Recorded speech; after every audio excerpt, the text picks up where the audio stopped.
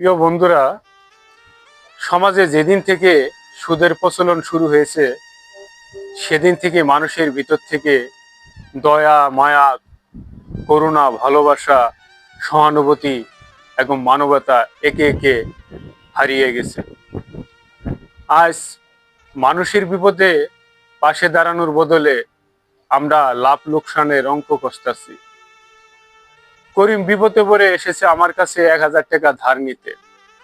আমি তাকে সাফ জানিয়ে দিলাম আমার কাছে কোনো টাকা নেই। আমি করিমকে ১,০০০ টাকা ধার না দিয়ে আমি রহিমকে যদি ১,০০০ টাকা সুদে দেই, তাহলে আমি মাস গেলে ২০০ টাকা পাবো। তাহলে কেন আমি করিমকে ১,০০০ টাকা ধার দিব? আর এটি হলো এখন সমাজের বাস্তব চিত্র। সুদ একটি ভয়ঙ্কর জিনিস। সামাজিক এবং আর্থিক সংকটে এই সুদের প্রতি আমরা দিন দিন নমনীয় হয়ে পড়েছি। সুদ এমন একটা জিনিস, এটা ধনীকে আরো ধনী বানায়, গরিবকে আরো গরিব বানিয়ে দেয়। এই সুদের টাকা দিতে গিয়ে অনেক পরিবার নিঃস্ব হয়ে গেছে।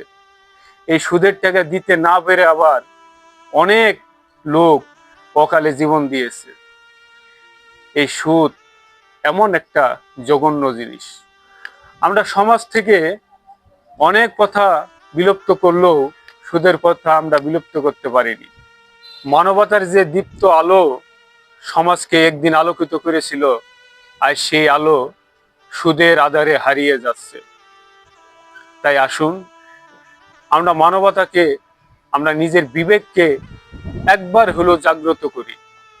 আমরা অসহায় মানুষগুলোর পাশে দাঁড়াই, কোনো রকম স্বার্থ ছাড়া, সত্য ছাড়া এবং সুদ ছাড়া।